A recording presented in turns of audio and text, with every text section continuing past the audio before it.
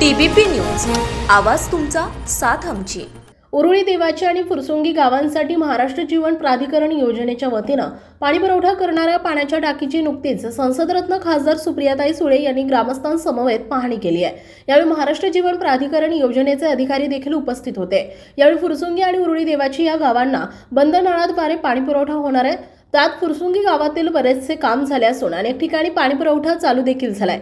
उरुळी देवाची येथील पाईपलाईन जोडण्याचं काम चालू असून लवकरच पाणीपुरवठा जोडला जाऊन उरुळी देवाची गावाला देखील पाणीपुरवठा करण्यात येणार आहे। या सर्व गोष्टी तात्काळ करून नागरिकांना लवकरात लवकर शुद्ध पाणीपुरवठा करावा अशा सूचना संसदरत्न खासदार सुप्रियाताई सुळे यांनी दिल्या।